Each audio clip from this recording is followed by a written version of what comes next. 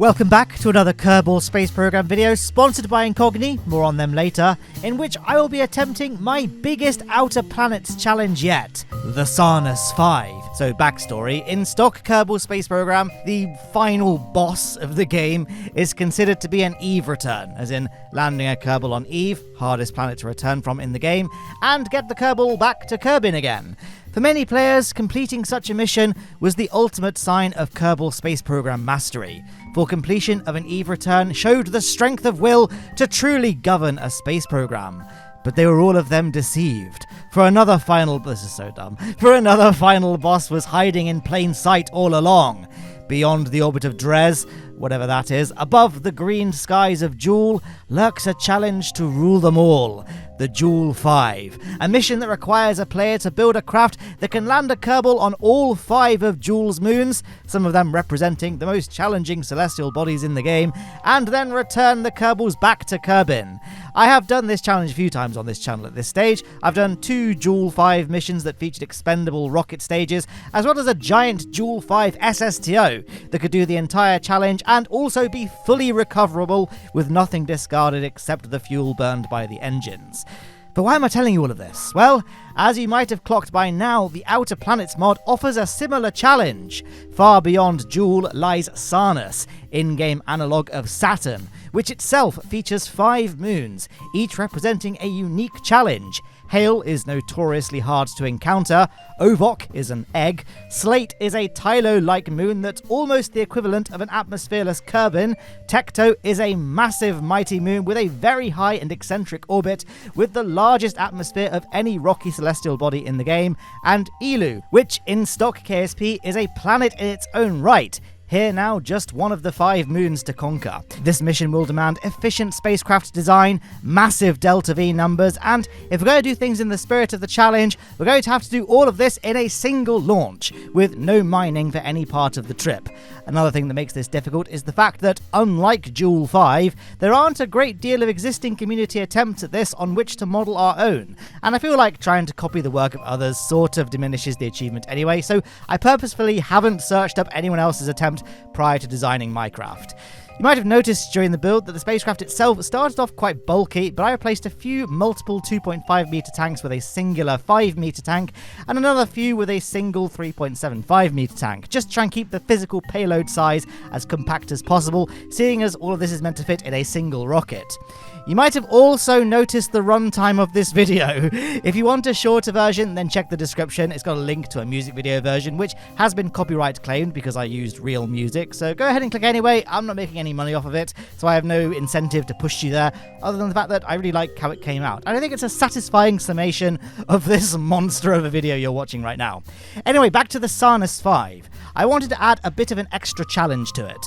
For one, I wanted to send 2 Kerbals to the surface of every moon, and I wanted the craft to be useful too. So the land has every standard science experiment on board, except for the Science Junior, since I couldn't find a way to make it fit. And I wanted to plant a flag on every celestial body as well, which meant no command seats, as those only have 1 flag available. I also incorporated a monolithic space station into the craft. This will be stationed in Slate orbit, crewed by a single Kerbal throughout the mission that will serve as a relay to Kerbin and act as a sort of hub for the mission.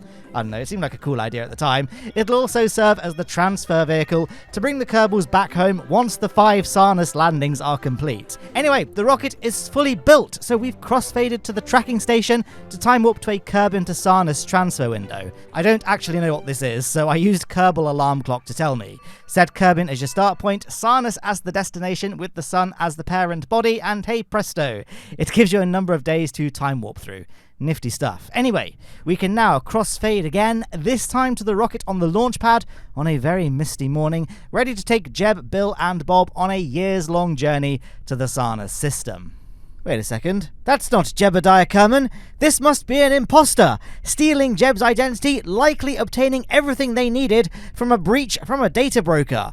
If only Jeb had used Incogni, an extremely valuable tool that I genuinely use in helping control who has access to your personal data online, who has sponsored this video. Behind the scenes, data brokers are scraping together details from your online activity, public records, even your online purchases, and selling them. Advertisers buy it, big business businesses buy it, and sometimes so do people with bad intentions. In the US, so-called people search websites makes things even worse, publishing your home address, phone number, and legal history for anyone to find, which is kind of terrifying. Trying to manually request brokers to remove your info from their databases yourself would take so long that it just isn't feasible. So how do you fight back? Simple. Let Incogni do the heavy lifting. They'll reach out to over 230 data brokers to demand your data be deleted. They handle all the back and forth, no wasted time, just results. Got sites that aren't part of the standard list? No problem. Incogni also offers custom removals, so you can tackle even more of those shady corners of the internet where your info might be lurking. This isn't just about cutting down on junk mail. It's about preventing your data from fueling scams, fraud, identity theft, or worse. In fact, according to the Identity Theft Resource Center, the number of reported data breaches skyrocketed by 72% in 2023. A clear sign it's time to act. So do your data a favor. Hit the link in the description and use my code MATTLOWNE to get 60% off an annual plan. Reclaim your privacy and keep your data where it belongs, with you. Thank you so much to Incogni for sponsoring today's video.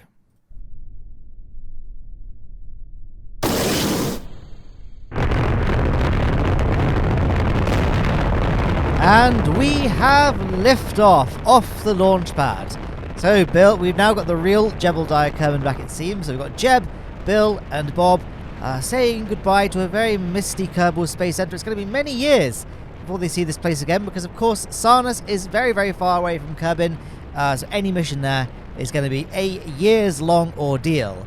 And I can't believe this is only my second ever mission to Sarnus. Talk about trying to speedrun the whole thing, right? I went to Tekto and I was like, this is cool. Hey, there are 5 planets here. Hey, I could do a Jool 5, but a Sarnus 5. I did talk quite a bit about Jool 5 missions, actually, during the time-lapse. More than I probably should have been talking about, considering the focus of this video was a Sarnus 5 video.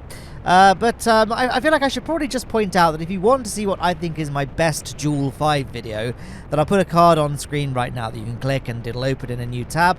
And, you know, funnily enough, I actually asked ChatGPT what the KSP Jool 5 challenge is, just in case it came with an interesting description that could supplement my own monkey brains description. It didn't. Oh, got a staging event here. Oh, there we are. Hot staging just there. Yeah, I asked it, what is the KSP Jool 5 challenge? In case it came up with like an interesting point that I didn't think of at the time. And like I say, it didn't. But it did also just happen to give a link to that very Jool 5 video of mine. So there you are. It's AI approved. Is that a good thing? Is that a bad thing? I don't know. I think it's a fun old time, though. I do actually think, though, that my most technically impressive Jool 5 mission isn't that one. It was my fully reusable SSTO one, which it didn't get a lot of views compared to my other Jool 5 videos, so I feel like the audience didn't like that one as much, and to be honest, I didn't like that one as much either, but it's more technically impressive, I think, so I'll put a link in the description for that one. Oh, we've got another staging event here. Whoa, lovely and satisfying there. I mean, it didn't help that I talked over the staging event, but in the music video for that staging event, I got the little Sarnus 5 Guardians of the Galaxy font title card that appears, and when the fairings deploy, they like occlude. They like I did some rotoscoping. I think that's the term. I'm no editing wizard, as you probably guessed from that. The segue to the ad. I'm not gonna lie to you guys. That was all in-video trickery. I know, I'm just that good, but maybe I'm not that good, and that's why you know I'm no video editor. Anyway, where was I going with this? Yes, I sort of masked out the fairings so that when they deployed, they kind of covered up the title card. Only for a few seconds, because it took ages, and I don't know, I just thought there's another little advert, I guess, for the music video. I think it came out really well. We've got a couple of cool little tracks. We've got Sea to Sea, Down the Road, and Caravan Palace Plume. They're the 2 songs, just spoiler alert. I don't know if it's really a spoiler, but that's the thing there. So anyway, here we are on the map screen, plotting a course to Sarnus. So Sarnus is on an inclined orbit here, so I did a little maneuver node along our maneuver node just to make sure that if we did this burn, we would indeed get a close encounter with the big ringed gas giant. We're not going to do the burn in one go, though. I'm just going to now drag on retrograde. Often I do burns to Jool and beyond in 2. So we'll do one burn that gets us all the way to the border of Kerbin's sphere of influence, then another burn that gets us kind of to wherever we need to go. But in this case, because this vehicle is so big and the thrust weight ratio is so low and the fuel levels are so tight, I'm actually doing 2 burns to get to the edge of Kerbin's sphere of influence, and then we'll do another burn that kind of gets us to the level of Sarnus. Now we could make things even more efficient by utilizing things like a gravity assist, so we could use a Jool gravity assist, or if you wanted to be super duper efficient, we could do an Eve Kerbin Jool gravity assist, but who's got time for that? We're just going to brute force it. We're just going to go straight to Sarnus. And I thought I had enough fuel, so I knew that when I did my Tekto video, the craft I built for that had way too much fuel in the kind of transfer stage that takes it from, Kerbin orbit to Sarnus orbit and then back again. So I thought, this time I know that I don't need as much Delta V, well, I guess they go hand in hand, but I don't need as much liquid fuel as I probably think I will need to. So I did bring as much liquid fuel for this stage. So the stage that's kind of being used at the moment, it's not that helpful, because it's not on screen right now. I'm still mucking around in the map view. There we go. See the sort of bottom stage, all those nuclear engines? I anticipated that would have enough Delta V to get us all the way from low Kerbin orbit all the way to kind of a stable orbit of Slate, one of Sarnus's moons, which will be where the kind of space station hub vehicle will sit in orbit, whilst the other vehicle goes off and does all the landings on the 5 Sarnus moons. However, I miscalculated. I think it's because I've got docking ports separating the stages rather than decouplers, and I didn't disable crossfeed on all those docking ports, so the Delta V numbers I was being shown in the vehicle assembly building weren't actually representative of the Delta V numbers that I actually had. So we actually run out of fuel along the way to Sarnus in that kind of nuclear transfer stage. Again, I know it seems like that shouldn't be possible because we've only used half the liquid fuel if the stats on the left are to be believed, the little green fuel gauges, but of course I've got crossfeed enabled on one of the decouplers, so that kind of liquid fuel level is also taking into account liquid fuel in other stages as well that I don't want to be burned in the Kerbin to Slate transfer stage. So there you go. But hey, on the map screen here, we can see Sarnus. We can't quite see its rings. We can just about see its rings, I guess, maybe. YouTube, I can see it in my editing software because, I'm looking at the raw footage. I am very aware that YouTube has this issue of, darkening videos and compressing them when you upload them. That's why I try and boost the ambient brightness levels and, color gradings, things like that to make it kind of look better after being squashed by YouTube's compression algorithms. So maybe it looks better for you guys, maybe it doesn't. Who knows? Leave a comment below. And hey, while you're down there, leaving a little like on the video, of course, always helps me out and shows the algorithm that this is the sort of content that you like, if you like the content, of course. And hey, leave a comment as well. I've already said leave a comment as well. And subscribe. Just over time, really. I mean, how far are we into this video? 12 minutes. Actually, let's say 13 minutes into this marathon of a video. I don't know when. I'm not quite sure when the mental breakdown will occur in this video and I start talking about utter drivel, but I feel like I've been maintaining focus so far as we commence our mid-course correction burn. As mentioned, Sarnus is on an inclined orbit around the sun compared to Kerbin, so that's why we need to do this mid-course correction burn.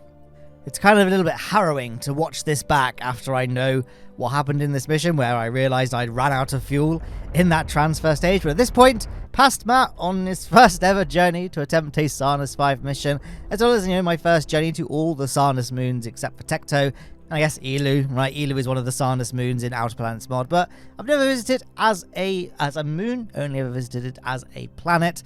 But yeah, I was completely oblivious to my blunder just here. What am I doing here? Oh, I'm just seeing if I'm just waiting for the point where I'm looking at the footage, looking for the point where I realized what had happened. Here I am just plotting a little circularization burn. 2 circularizers around Slate. My plan was to just capture around Slate. I think I've just realized it because I'm right-clicking tanks frantically.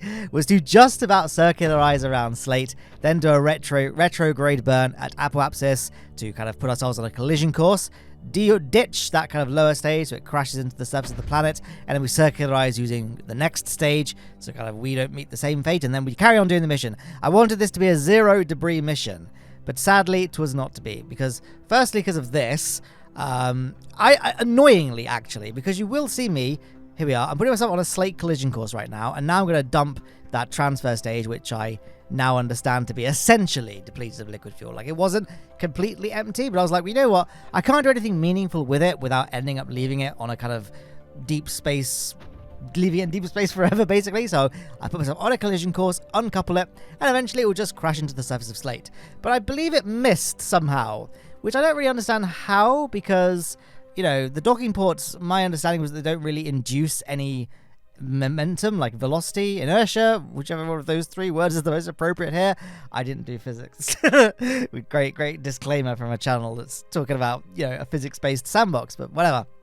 Yeah, I assumed it would just its trajectory wouldn't be affected, but I guess it was affected, and so that will just get stuck in space forever. But I don't know. I don't feel any guilt about terminating it in the tracking station at this stage, because I did my best. Oh, actually, looking at the my periapsis did change, didn't it? So I don't know. But then I'm in the mothership, which you think would be repelled in the opposite direction. So if anything, that transfer stage, you know what? I'm overthinking it. It's fine. So I was kind of worried at this point that we wouldn't have enough fuel to do the Sarnus 5 mission, which I don't know if that's a good thing to realize this early on in the mission, that I might not have enough fuel, or if it's really bad this soon, already to be running into problems. You choose. But I decided to press on regardless.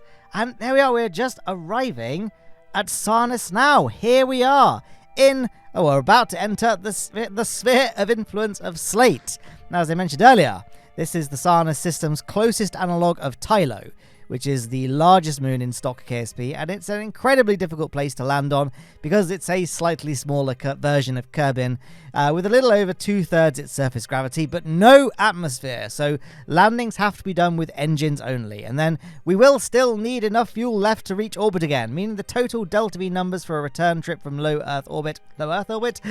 Slate orbit to the surface and back again is about 4.5 kilometers per second. But we're not landing here first, so don't worry. I really just wanted to get to Tekto, to get it out of the way, basically, as my first destination, because I think Tekto is an even bigger hurdle to clear than Slate, to be honest. But we're slinging by Slate first, just so we can separate the Sarnus 5 craft from the Sarnus 5 space station and return vessel. And speaking of that, I transferred some of its return fuel into the Sarnus 5 craft because the Sarnus 5 craft lost some fuel by having to do the Slate capture when it shouldn't. When the plan was we capture into Slate using that interplanetary transfer stage, and then the Sarnus 5 craft be fully fueled to do the rest of the mission. So I've transferred some of our return craft's fuel onto it. As you can see, we've still got 2,355. Well, it's going down now because I'm lowering my apps, but you know, a lot of delta V on this return vehicle. So I figured I'd be okay. Bill Kerman, when I sit here, he's got his big satellite dish here, so we can serve as the relay point between our ship and Kerbin. And Bill can just analyze the science remotely, I guess. But yes, now that the Slate space station is in stable Slate orbit, we can switch back to this. This is the full vehicle that we'll be using to carry out the Sarnus 5 challenge. I was kind of hoping the vehicle would be on screen at this stage so I could explain in a bit more detail what's happening, but I guess we'll press on. In case you're wondering why there are already things on the surface of Tekto, that's just because I'm in the same save file I'm using that I used for my last Sarnus mission. And there's the Sarnus 5 vehicle. And I know it seems a little bit compact, all things considered, but it is packing just enough fuel to do what we need it to. As well as, that's sort of stumbled on my sentence there, as well as a couple of massive blunders, which, you know, I'll cover as they manifest themselves. I mean, we've already made one mistake.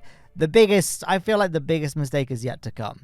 So to compensate for my big mistake, I'm going to have to do aero braking to capture around Tekto. My plan was to do an engine capture because, you know, we say on this channel aero braking is for noobs, but I am a noob in this case because I messed up my delta V levels. So we're going to do an aero capture to capture around Tekto.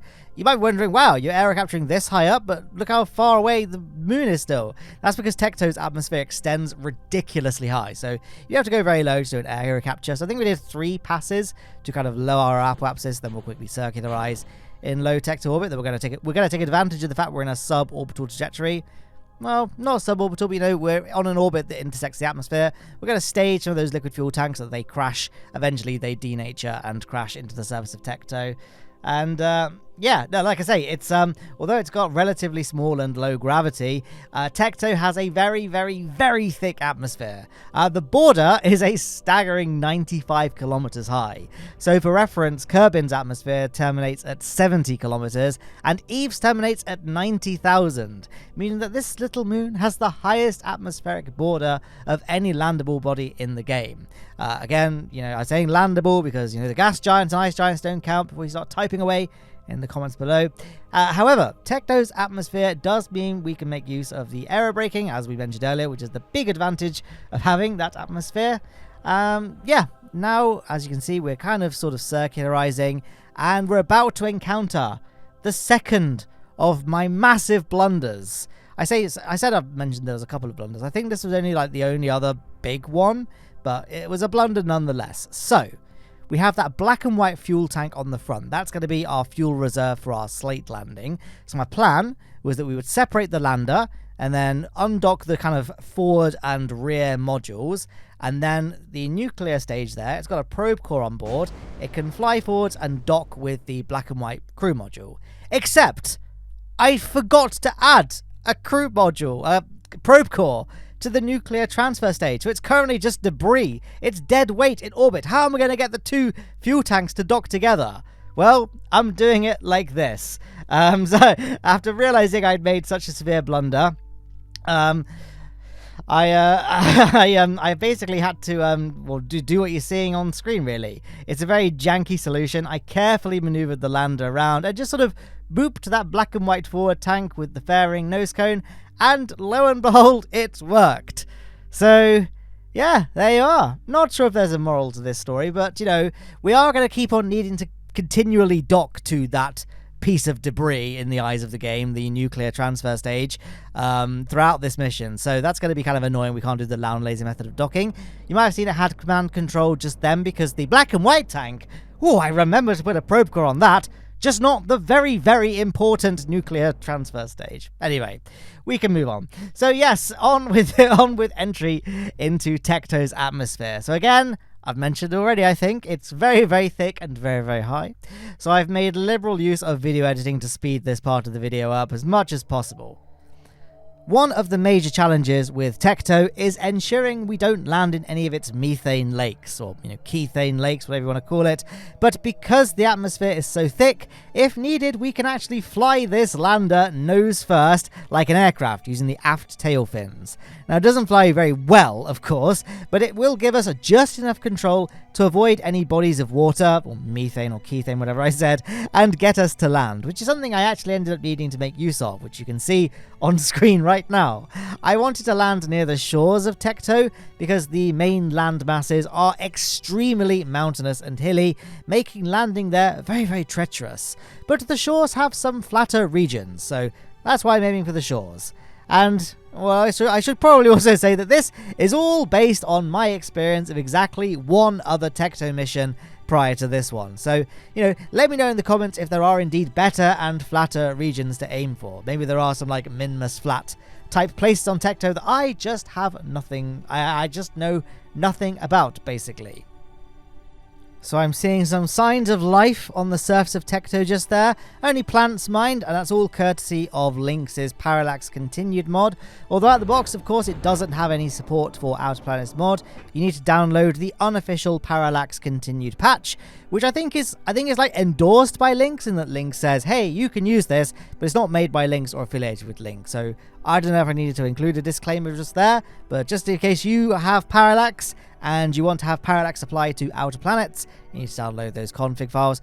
I've also got a beautification mod that a lot of you guys recommended when I went to Tekto last time. You said, oh, Tekto doesn't look quite... You've done a good job, Matt. I liked the video. I gave it a thumbs up and I subscribed and I rang the bell. Pretty much all the comments guys said that. But I noticed that your Tekto could look a little bit better. And there's a mod called, I think it's called, I'm just looking at my game data file now, Poods OPM volumetric clouds config. I think that's what it is. Basically, volumetric clouds worked for, the Outer Planets when I installed it. Well, I installed the Outer Planets config files and they worked. I thought, hey, that's all good. But apparently you need to install Poods as well. So I've installed that. I don't know, to my eye it kind of looks the same, so maybe I messed something up. Although I don't really remember the red sky or pink sky, magenta sky. There you go, I've kind of annoyed and found the approval of several people in the comments, you know, whoever was going to argue which colour which. So have I done it now? Have I finally figured out how to make my Add Planets mod install look good? Or is there still more I need to do? Again, I'm all ears, because it turns out I obviously suck at installing Planet Pack mods. I also feel like I didn't really draw attention to the fact that when we touched down on like a surface, like a sloped surface I should say, and we ended up sliding around. So I just let the craft slide until we came to a stop by this. I think this is a parallax continued rock that has collision to bring us to a stop. It's one of the things I really don't like about the stock landing gear, especially the landing legs, is that you just tend to slide around unless you're on an essentially perfectly flat surface. And those are, you know, fairly few and far between in Kerbal Space Program. So these days I often design custom landing gear that uses grip pads, because that just holds you still. The grip pads, they grip the surface. Feel like landing gear as well, but whatever. But I need to have the landing gear be as light as possible for this mission, because we're doing multiple landings, so I had to use the normal landing gear.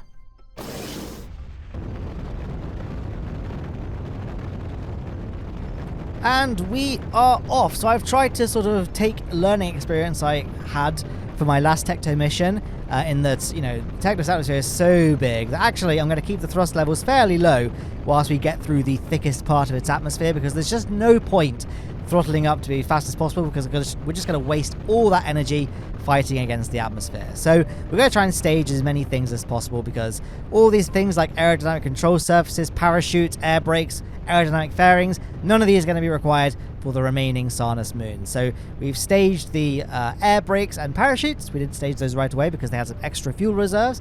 Figured may as well make use of that detachable structure and have a little bit more of an efficient fuel tank system. So this isn't a single stage to Tekto orbit. It totally could be, but technically for the purposes of this flight it isn't. And you might have noticed, well, we've got a few decouplers on board. Once we're kind of out of the thickest parts of the atmosphere and we no longer need those tail fins, we can detach those. Ideally, we would be using just the aerospike as our main engine, because that's all we need for, I think, all of Sarnus's moons. I think it has enough Delta V, has high enough thrust weight ratio for Slate as well. But I needed those 4 Cub engines just to provide some extra control, because those have thrust vectoring, which of course the aerospike does not have. And the Cub engines, I feel like they don't get a lot of love. I don't use them very often, so it's nice I can finally use them here. And there we are, staging the landing gear. And yeah, now we can landing gear, tail fins. And yeah, we can continue with our ascent. I'm still not perfect at Tekto ascents. As you can see, I'm getting a little bit throttle happy, and then our apoapsis goes really high, and then stop burning, and then it rapidly falls back down again, because we're still kind of in the thick atmosphere where there's a lot of drag being induced on the vehicle. But now, looks like our apoapsis, it's coming down, but it's fairly static, all things considered. So we are out of the thick of it, as it were. So I don't know if there's anything else to kind of comment about this lander specifically. Like I said, we've got the aerospike doing the main source of thrust with those Cub engines there to provide some extra control with thrust vectoring. And look at that! We can stage the fairing piece, which is going to reveal a docking port. This is how we're going to attach it back to the Sarnus 5 craft, just in case any of you are wondering, Matt, how on earth do you plan to reattach this to the transfer vehicle? There's no means of doing that. Well, now you know. I feel like most of you probably figured there was something in the fairing, because you saw me build the craft and I think about it. But, you know, just in case, maybe that was a little surprise. If anyone was watching the music video first, they wouldn't have known about that. Potentially. Maybe they could have just intuited it, because how else would I have docked the two vehicles together? But whatever. I can just live in a world where maybe someone out there really appreciates my rocket design. This got a bit pathetic, didn't it? I mean, I did say earlier, when's the mental breakdown gonna occur? Which always happens when I'm trying to do sustained commentaries for over an hour. But, you know, I feel like we're keeping things fairly on track. We've got a nice little separation between us and our target vessel. I'm going to zoom in there so you can see a little bit easier. About 2 kilometer separation. Then I tried to get it closer and messed things up completely. So, oh no, I didn't. I just realized my periapsis was too low, wasn't it? So I had to raise it. I got a 2 kilometer separation. Then I noticed that my periapsis was within the atmosphere, which wouldn't have done. So then I had to try to modify that. And we ended up with a separation of 6 kilometers. I must admit, guys, I recorded this mission a few days ago. A long time ago, like 6 days ago, and I kind of was just procrastinating editing it because it was such a monumental task. And then I edited it, and then I sort of started procrastinating recording the commentary, so I made a music video for it instead, and that's why I now remember nothing about what happened in the mission. But I think I can take a guess at what's happening here. We are rendezvousing with the target vessel, and we're doing a bit of a Lowne laser method, so we're kind of switching to the vessels separately, pointing them towards each other using auto SAS, and then just burning with the engine, and as you can see, they maintain lovely alignment as they come together. This will be the only time I can do this. Well, actually, at the very end, we're going to dock to the space station mothership thing that's orbiting not Plock, what's it even called? Slate. Had a bit of a mind blank just there. So we'll do the Lowne lazy method of docking then. But all other docking procedures are going to have to be done the hard way. You know, there's no monopropellant or RCS thrusters on that lander, so we're going to see some fun old docking attempts, I guess, for this mission. But we are docked together. So that is all. I think we could all agree that that's a good thing. And there we are. So I guess that concludes the mission to Tekto. We have overcome one of the biggest hurdles of the Sarnus 5 challenge.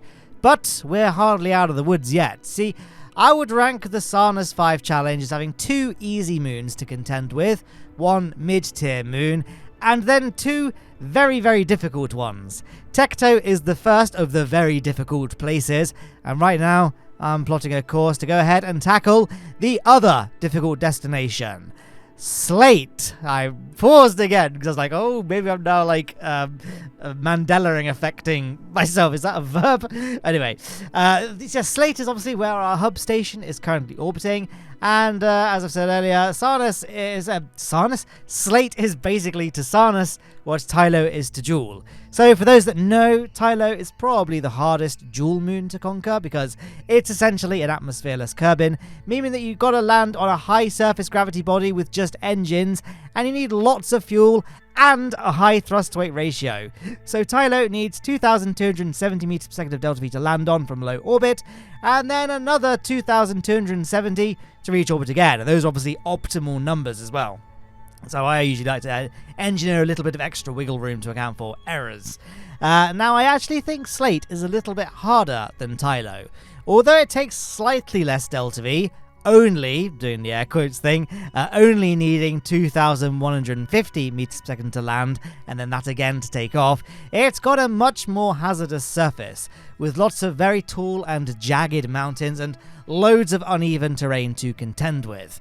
I actually copied down the Kerbal Astronomical Society description of Slate. It says, evidence suggests that Slate had an atmosphere only a few million years ago, until an unknown cataclysm stripped the atmosphere away, leaving only a dry husk behind.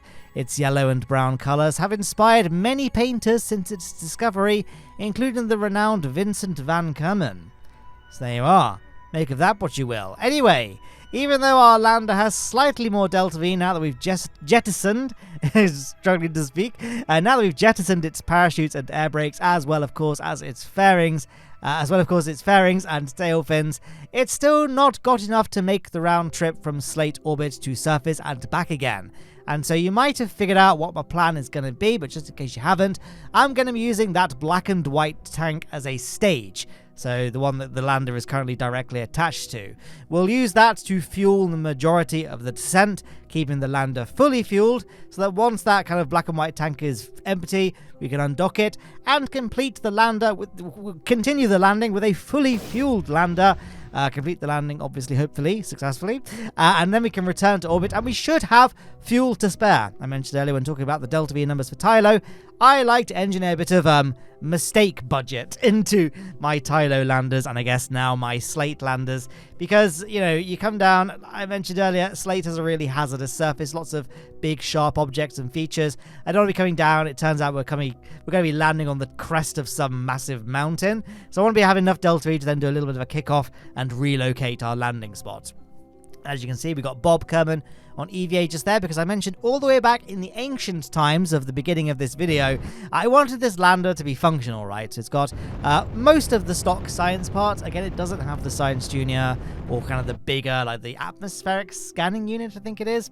I can't remember, and obviously it hasn't got the scanning arms either, but it has most of the science parts, and yeah, I wanted this, that's because I wanted this lander to be useful. So Bob Kerbin just went out there to collect the data, reset the mystery goo and all that shebang, and then we could go ahead and do the landing. Now, this is by no means a max science attempt mission, because I haven't been doing the science experiments optimally, right? Oh, here we go. Just gonna now stage that tank, which I bound to an action group, which is why you can't see it visibly. I'm not visibly right-clicking the docking port.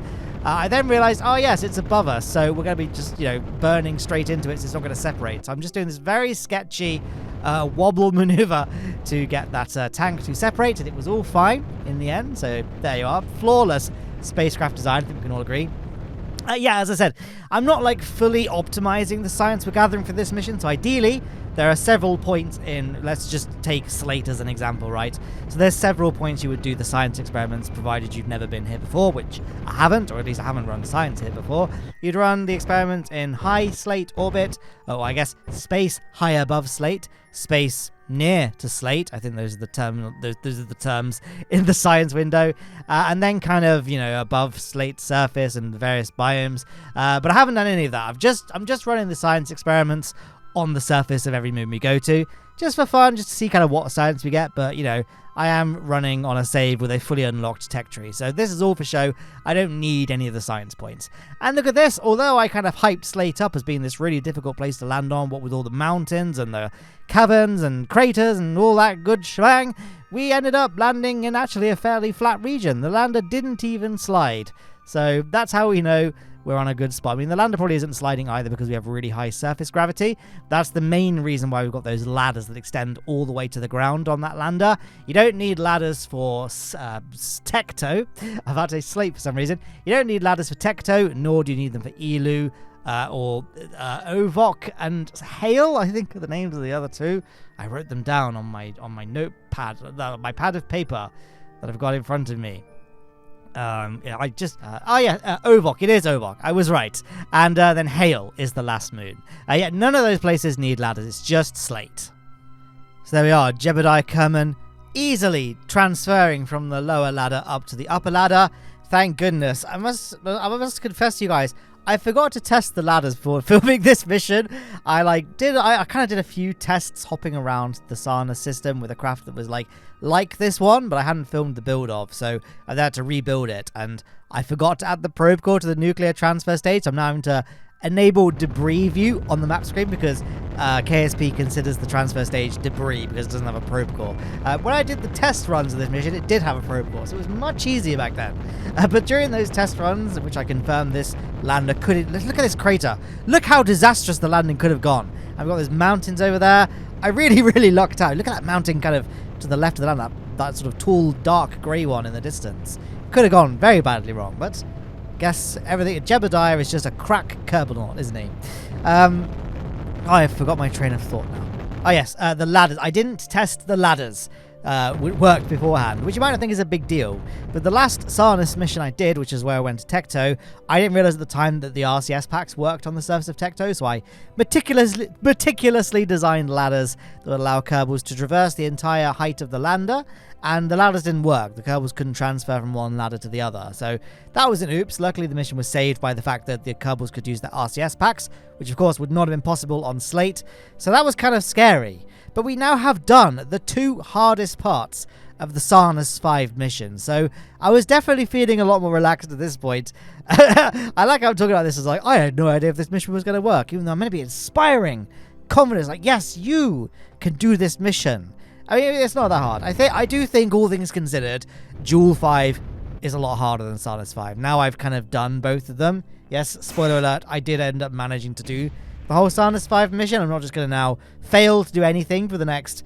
Gosh, we still got like half an hour to go. We've been like recording like for 40 minutes nearly.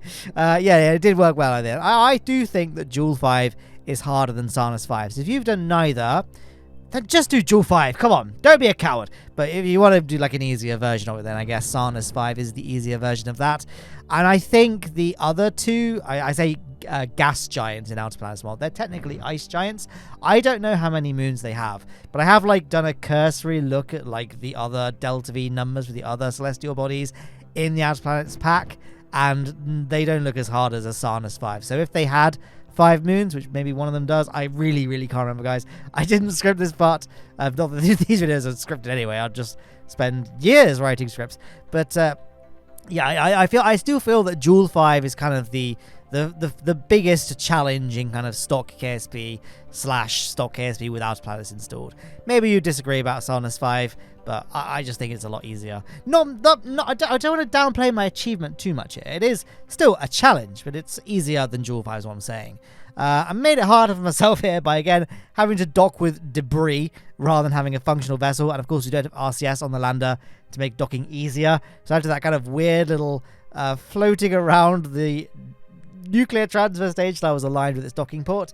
And yeah, so that big orange fuel tank there, that's just going to be what refuels the lander now for the rest of the mission. So far more fuel than we need, because as mentioned, this lander was optimized for Slate and Tekto, because those are the two biggest challenges of Sarnus 5. But the other 3 moons we've got to land on are a bit easier by comparison. I was talking, when I left Tekto, that I considered there to be kind of 2 really easy moons to land on, 2 very difficult moons to land on, and then 1 kind of mid-moon to land on. And that mid-moon is Eeloo. But first of all, I'm putting ourselves on a collision course with the surface of Slate so that we can stage the next series of fuel tanks to optimize our Delta V numbers. They're going to crash into the surface of Slate, not get left stuck in Slate orbit forever. Of course, we don't want to meet that same fate, so we're now going to flip around, point to prograde, and, fire up that nuclear engine and, circularize our orbit once again.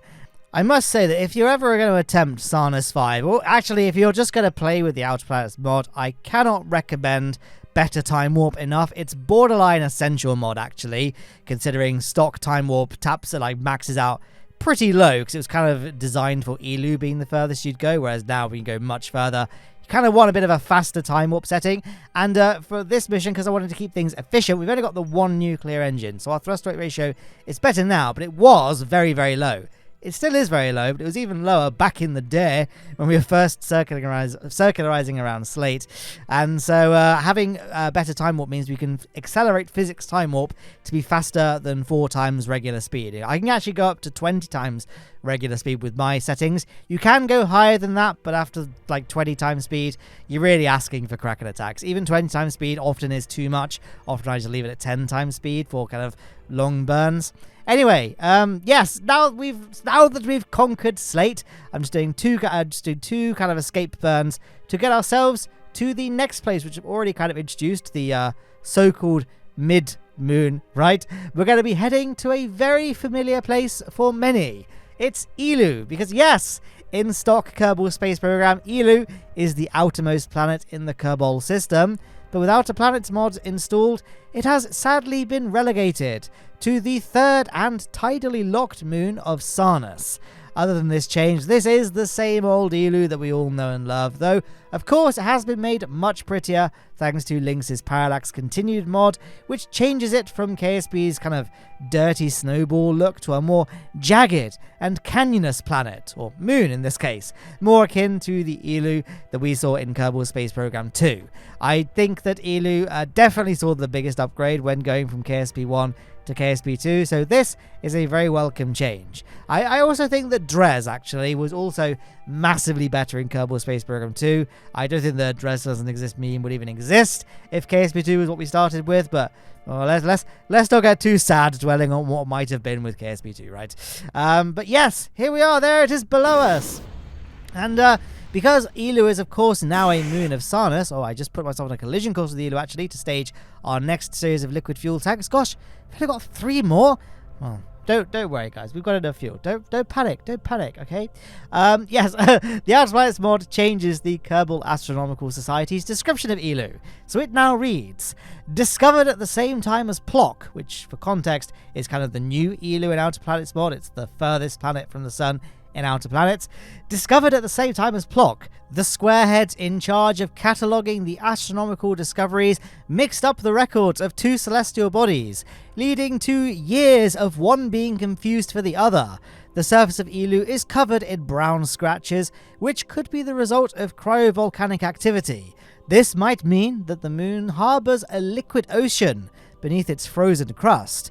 So yes, exciting as it is, compared with Tekto and Slate, Eeloo is overall a fairly easy place to land on, as I've already mentioned, especially with this lander. Considering again this lander was designed to overcome the massive gravity of Slate, it's going to be very overpowered for Eeloo, not just Eeloo, but for the remainder of the Sarnus 5 trip. And there we are, we've completed our D-orbit burn. And yeah, so land, in case you don't know the exact numbers for Eeloo, it's about 620 meters per second to go from low Eeloo orbit to landing on Eeloo surface, and then another 620 to kind of get back to orbit. As you can see, well, it's going down now because our engine is burning, but we had over 4,000 meters per second of delta V in this lander overall, again because it needed to overcome the very, very kind of high demand of landing on Slate. Although 4,000... No, I was just questioning my lander's design, then I remembered that 2,200 times 2 is more than 4,000. So I did actually need that drop tank for the Slate landing. I will stop questioning myself now going forward, as you should too. Any criticisms of this craft, I refuse to accept, especially the criticisms that I've already brought up. For example, the lack of probe core in the nuclear transfer stage. And maybe, would have been nice if Bob Kerbin could have a little railing just there whilst he's treacherously perched on that little shelf while he's running the science experiments, then resetting the mystery goo container. But yeah, look at that. Oh, I still haven't, the novelty still hasn't quite worn off, for Game Lynx's Parallax mod. It's so beautiful. And with the departure of Jebediah Kerbin, the lander no longer has any probe or pilot controlling it. So SAS is essentially disabled.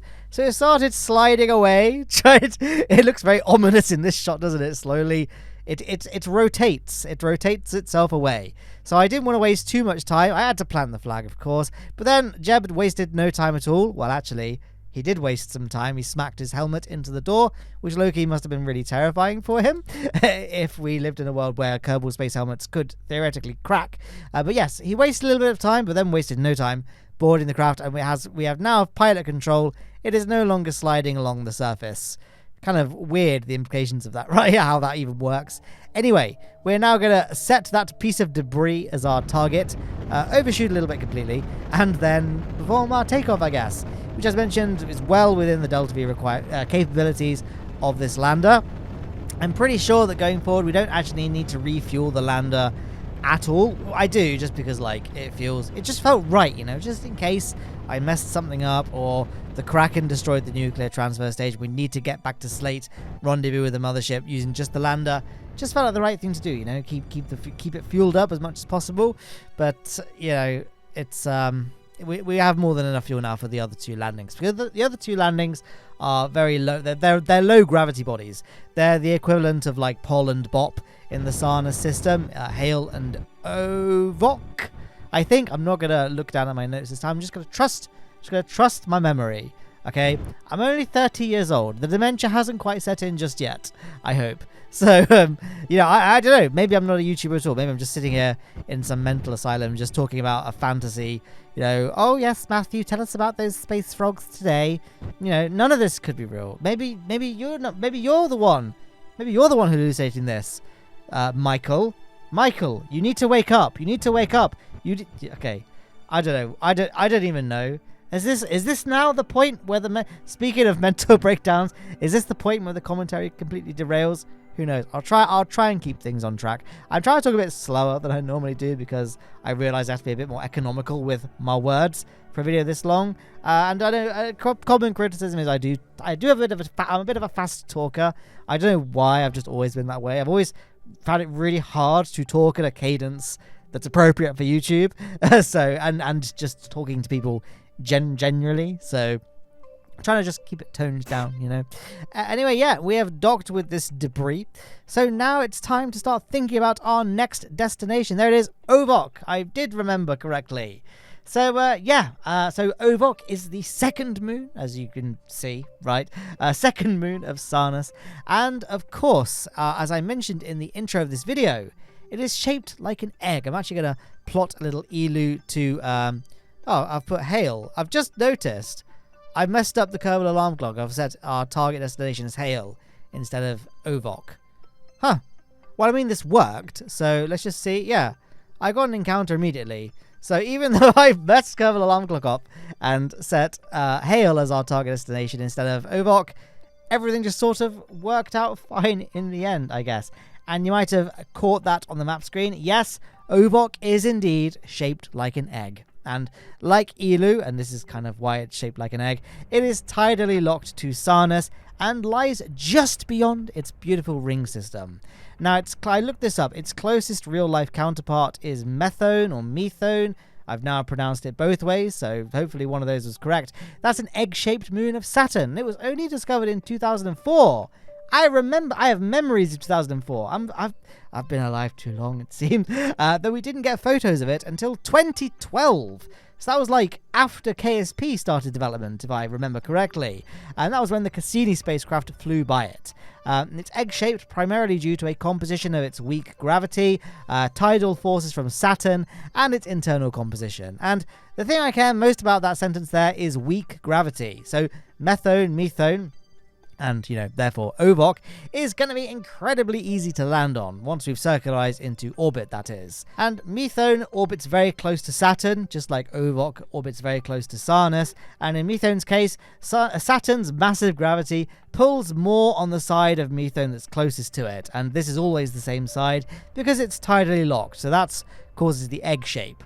Methone also has very weak gravity, so it can't pull itself into a sphere like larger moons or planets can. And I have to assume all of that is also true for Ovok. Now, the egg shape does make it a bit precarious orbiting, so I'm circularizing my orbit here, and then I suddenly realize, maybe the egg might clip us. Yeah, so I then realize when the egg rotates like that, hopefully you can just see on screen what I mean, we're getting it a bit close to the nub, the apex of the egg, so I just raised our orbit a little bit so that we wouldn't collide with the surface on a particular rotation. But there we are, ready to land on the surface of Ovok, and I can also now tell you what the Kerbal Astronomical Society has to say about Ovok.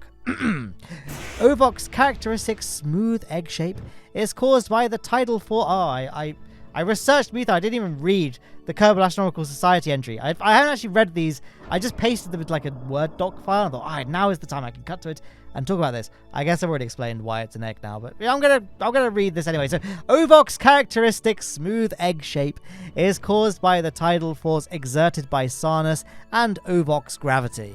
This has led scientists to believe that the moon must consist of an icy fluff that easily contracts and expands, resulting in a landscape that is free of deep impact craters. The moon was named for Ovok, a mythological beast known for its soft fur and razor-like claws. There you go. I love it when mods kind of put that little bit... I mean, could be made up purely for this mod, but I feel like I believe it, so I'm not going to Google and verify that. Yeah, I love when mod makers kind of come up with little interesting lore for their the planetary names, or moon names in this case. I'm sure at some point in this video I've erroneously referred to Sarnus's moons as planets, or one of the Sarnus moons as planets. I don't know why I'm like this, I'm sorry, so feel free to correct me if you want, but I'm aware that it's a personal flaw, one of very few personal flaws, I might add, but a personal flaw nonetheless. No, I was being facetious, by the way, before I've annoyed anyone too much there. Yeah, sometimes I say the word planet when I mean moon and vice versa. Anyway, Bob Kerbin and Jebediah Kerbin have planted their flag, collected their surface sample, run all the science, which has now been added to the command pod. We can now set that debris, the mother debris, as our target, and just kind of wait for an optimal time to launch before going back and, I guess, rendezvousing with it there. Now, I closed the map screen, and the lander sort of boinged off the surface, so I guess we're launching now then. As you can see, look how quickly our apoapsis shot up with very minimal engine burning. We've still got so much delta V remaining. It's really very trivial to kind of ascend and descend onto the surface of Ovok. In fact, I'm doing a really, really inefficient flight here just to speed things up, right? Because, hey, I wanted to make sure the video wasn't too long. I say 53 minutes into a video. We still got an entire landing to do, although we are on the home stretch, I think, and, you know, I feel like, you know, things are staying interesting. Hopefully, you guys, to be honest, if you're still here at this point, then, first of all, I feel like I've earned a like, maybe.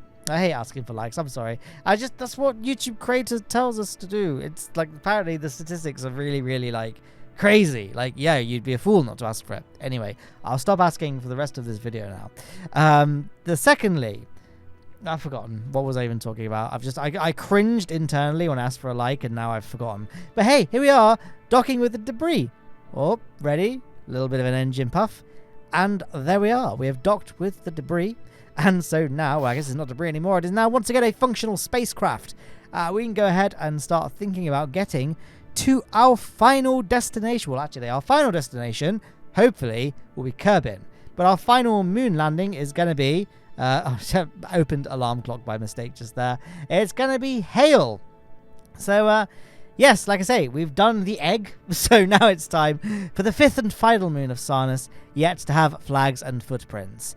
So Hale is the first and innermost moon of Sarnus.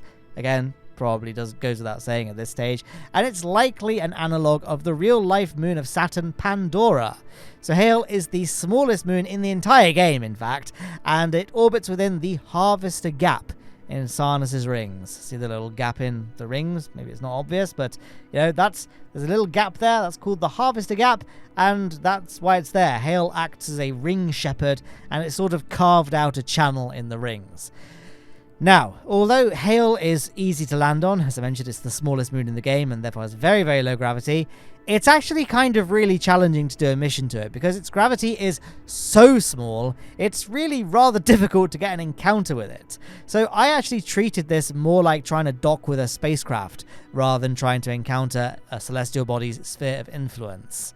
So that's kind of what I'm doing here. So you might see me faffing around with maneuver nodes for a little while. I did try and cut out as much like failed attempts and quick save reloading as possible, but that's just in case it feels like it took longer than it should have to encounter Hale. That's why, yeah, a bit of a time up just here. Maybe it all looked fine. I could have kept quiet and I would have come across as an amazing player, but, you know, whatever. Maybe now is a good time to refer to my Word document once again and have a look at the Kerbal Astronomical Society's description of it. So, the Kerbal Astronomical Society describes Hale as a small moonlet orbiting in the rings of Sarnus. It's named after Hale, a female shepherd from Kerbal mythology. Oh no, maybe the mythology of Ovok is all false then as well, but whatever. In a female shepherd from Kerbal mythology who saved the galaxy from certain destruction. Its location in Sarnus' rings result in some of the finest views in the Kerbal system. And I have to agree with it there. I mean, we've got some cracking views already. We're not even there yet.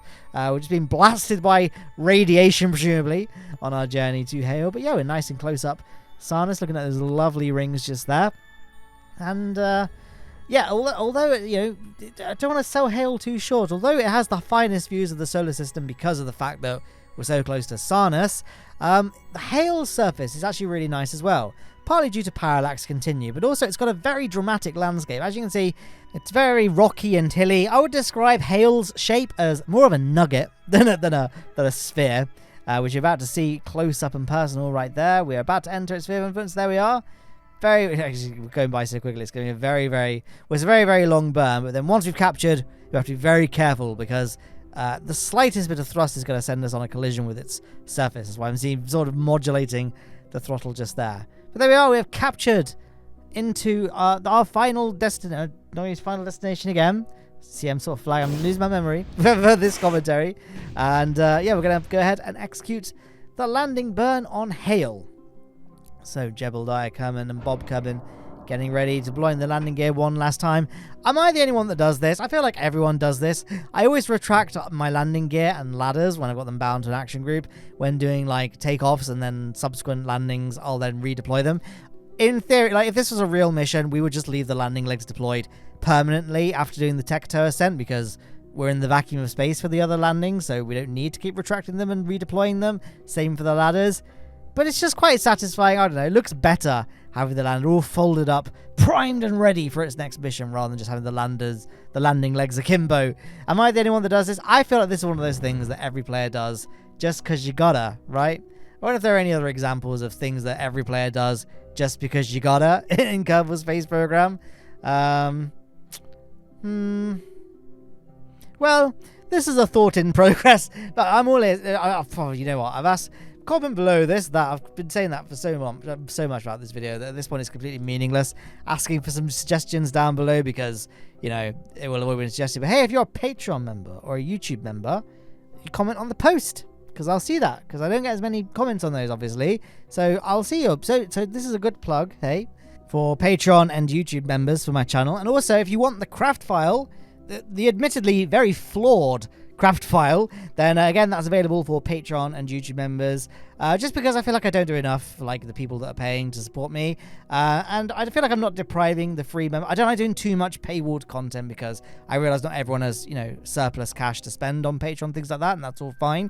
So I don't want to just like make too much dedicated content just for Patreon and YouTube members, but I feel like, you know, sharing the craft files isn't too big of a deal because, hey, if you want this craft, there's a build time lapse at the beginning of the video you can follow along with, and you can build the craft that way. And honestly, that's kind of why I stopped sharing craft files for a while, because I want to encourage that more than anything, like, because you'll learn more. And then if you like building the craft yourself, A, you'll notice when I've made some horrible mistake when designing it and can fix that, and B, you can put your own little spin on it.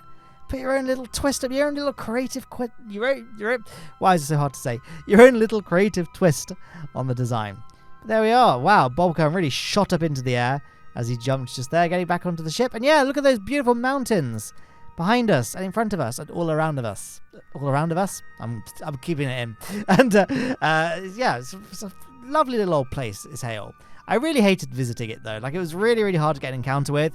It probably looked smoother on video than it did in real life because I cut a lot of the footage out where I was messing around with maneuver nodes for ages. And I feel like visiting Hale curses you. Like, after visiting Hale, things like retrograde and maneuver nodes kind of all worked really jankily and not as you'd expect. It's hard to describe. But SAS just started doing like weird. It just started doing weird things. It just started doing weird things. Maybe if I notice any of these weird things happening in the video, then I'll point it out. But I feel like you just had to be there. You just had to be me playing this video, playing the mission. I mean, like, oh, something's just not adding up here. But yeah, as you can see, I'm doing a horrible job getting an encounter with the mother debris, to say. That's just because my hands are a bit tired about when I launched. I opened the map screen just to see where the debris was, closed the map screen, and then the lander sort of boinged into the air like it did on Ovok. So I say, well, I guess we're just launching now then. So that's why we kind of launched it. Not necessarily the best time, but as you can see, we're fairly close to the debris at this point. Rendezvous should be fairly easy because, you know, the gravity of this body is really, really low. There we go. Our 300-meter separation on the map screen. There it is. We've got visual on the debris.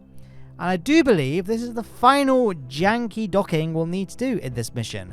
Because after this, the only thing we'll need to dock to going forward is the mothership / space station / giant relay that's sitting in Slate orbit with Bill Kerbin on board. We'll dock with that, but obviously Bill can control the ship. The ship has a relay, so it's connected to the Kerbal Space Center. So it will have basically full control authority. But not the debris just there. Now, of course, I've been kind of saying throughout this video that I tried not to leave any debris left in deep space because, you know, keep the solar bears safe and all that good stuff. But of course, the original nuclear transfer stage that was meant to get us from low Kerbin orbit to Slate orbit, I had to ditch that, and then it somehow missed Slate and is now in space forever.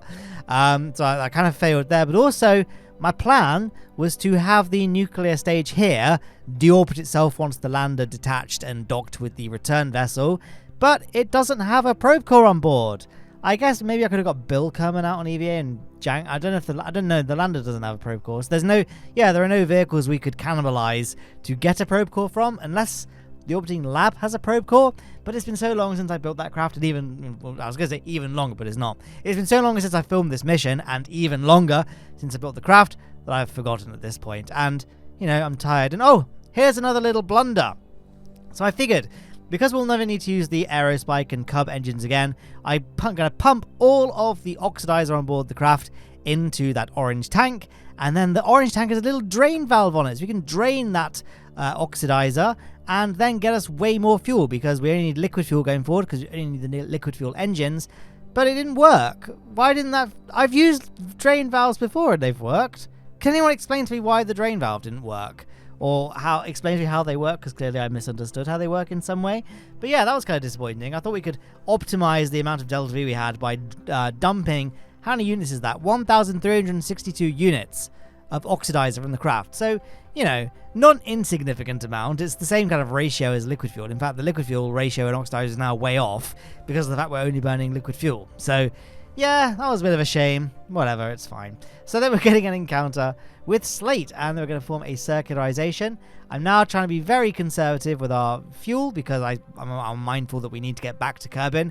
And at this stage, it's been several hours since I left the space station in, you know, Slate orbit. Well, I know it's been several years in game, but in real life, when I was filming this, it was a few hours, and I'd forgotten how much delta V actually was in that lab stage. I was like, I don't know how much delta V is in there.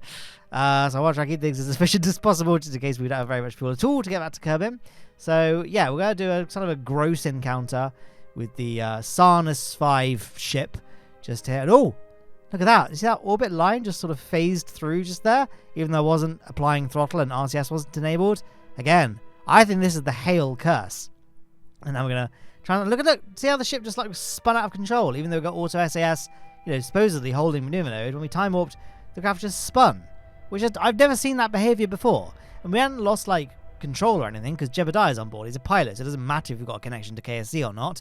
So yeah, not quite sure. I think it's the Hale curse. You heard it here first. I'm dubbing it the Hale curse. However many years, like 8 years after Outer Planets mod was created, there you go, the Hale curse. Oh, I wonder if there's possibly a probe core we could have stolen from the space station vehicle. I can't even remember now, but I was looking at it. I was like, was that a probe core on one of the little fuel tank ends? I don't know. It doesn't matter. So yeah, we've got a close separation here, but our relative speed is over 1 kilometer per second relative to target. So we have to do quite a few burns to kill our speed and, you know, match our target speed so that we can get a rendezvous. You can kind of see on the map screen what needs to be done. We have to essentially match the orbit of our two ships to kind of give you a kind of visual explanation as to why the delta V numbers are so high. A lot of people can kind of visualize things in KSP before kind of getting used to kind of how the numbers apply to all that. So there you go. That's kind of how you can visualize that. But there we are. We're fairly close now in terms of orbits matching, and now our relative speed is only 144 meters per second, and we have a closest encounter of, you know, about 1 kilometer. So it all should be nice and easy when it comes to docking. I thought we were going to be time warping now and getting the docking done. There it is. There, I can see the ship. We have visual on the target. So yeah, this thing still has very low thrust rate ratio. So it's kind of a longer burn than I thought it would be. But there we are. We've got visual on the target.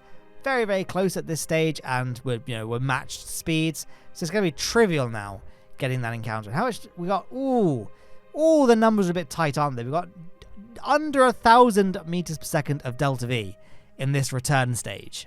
And I personally wanted a minimum of 1,000 for getting back to Kerbin, so I was a bit worried. But we have loads of liquid fuel on this stage here, and we don't have any means of deorbiting it, so we may as well just leave it completely empty. I can pretend it's like serving as a relay point, kind of, because there's a satellite dish on board, even though that's not... I don't think that antenna has relay capabilities. Maybe I'm wrong, but I don't think it does.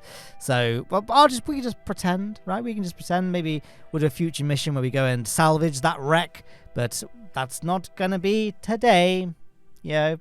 So we're going to have to do this moving along, I guess. We're not going to do any of the docking procedure with the lander because we only have liquid fuel on board. Again, trying to optimize our delta V as much as possible by leaving any excess oxidizer on board the debris. And then we're going to transfer the liquid fuel from the lander onto the transfer back to Kerbin stage. And look at that. Oh, we can all breathe one big sigh of relief. 1,342 meters per second of fuel. Easily enough, and even if it wasn't, I could save even more fuel by just ditching the lander. I could even deorbit the lander if I wanted to keep space as clean as possible, and then, you know, we wouldn't have that big heavy thing attached to this vehicle. We'd have even more delta V, but, you know, we've got the delta V budget, I think, to get home, and actually that's it. Yeah, we've got the delta V budget to get back home with the lander attached. I think it's just nice, you know, the couples have a bit more room to breathe. They've got a slightly larger living compartment because that lander is still attached. So getting back to Kerbin should be nice and comfortable for them. It will be a years-long journey back to Kerbin, mind. But I kind of like, these days, my headcanon is that the 4-seat crew module in stock KSP, that's got like a cryogenic storage on board, or like cryogenic stasis modules, be a more, kind of, I was going to say human way of describing it, more biologically appreciative way of I don't know. Kerbals have rights, I don't know. You know what I mean? It keeps them in stasis, but they're not like conscious for the journey back. If you've seen Interstellar, it's like that, right? So that's kind of how I can basically live with the... I can keep my conscience clear, is what I'm essentially trying to say. So here we are, plotting our escape burn. Don't have to bother waiting for a Sarnus Kerbin transfer window, because Sarnus is so far away that any kind of small change to our orbit can have massive effects on our encounters with the inner planet. So literally just put ourselves on a retrograde orbit that takes us on a pass of that, so that... let's just take this slow. We're nearly there, Matthew. Let's keep going. Then our periapsis around the sun kind of clips Kerbin's orbital path. So once we've done that, we can then do a little course correction burn, which is a mere 25.4 meters per second to get the Kerbin encounter.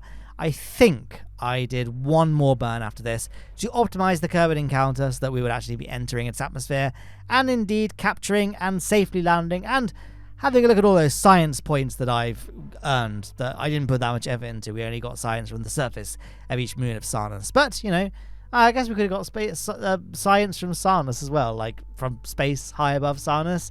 But whatever, like I say, I was only doing it for a bit of fun, wasn't I? And, you know, if you actually want to design a practical lander that actually can get science for a practical reason, then, you know, you can use this lander as maybe like an inspiration for you. I don't know. So yeah, here, so as you can see, I did do another burn, about 11 meters per second to do that final correction to get that intercept with Kerbin's atmosphere. So here we are, executing now. Let's take a look. So I've closed them now. I usually close the maneuver nodes just before they're done so I can eyeball it and get things fine-tuned as much as possible. And there we are, a 30-kilometer periapsis-ish. So a 30.5 is a closer number for our periapsis height. So that should, in theory, be low enough for us to capture and not, you know, get kicked off back into space. But there's only one way to find out. So we're going to now go ahead, separate everything together, separate everything apart, I should say, and see what happens. So, bit of a Hale curse just there. The craft just sort of spun, and then the close shield button had disappeared from the menu. I was like, Hale curse, what is this? So I was frantically trying to find the button because our docking port's about to explode. I couldn't find it, so I quickly opened the action group menu and just set that shield closure to an action group button, and I could then close it with that, and it was all fine. But yeah, weird. I blame Hale. I think there's a curse with Hale. I mean, is that a known thing in the community that Hale, once you go there, things start going wrong with the Kerbal space program? I feel like it shouldn't, right? Look, see, I disabled SAS just once again, and the craft just started spinning around on the spot immediately. It was so strange. I'm really glad. So, tip, if you're doing a Sarnus 5, again, spinning with the SAS disabled, if you're planning on doing a Sarnus 5 mission, then do Hale last, because terrible, unspeakable things could happen to you. But look at this. Would you believe it? After all these years, we're about to touch what we have touched down. I was too slow, and then I spoke over the point where we touched down. So there we are. Let's go ahead and, normally I then just roll credits here. We're going to recover this mission and see what we earned. 9,695 science points. So pretty good earnings. Could have been more, but, you know, it was all a bit of fun, wasn't it? And thank you so much to the names on the right-hand side of the screen, my patrons and my YouTube channel members who make all of this content possible. And, of course, thank you once again to Incogni for sponsoring me again. Incogni have done so much to support my channel over the years, so I'm hugely grateful they're still doing so. So click the link below if you want to sign up to Incogni. It's the best. But, yes, that's the end of the video. Thank you so much for watching, and I'll catch you in the next one.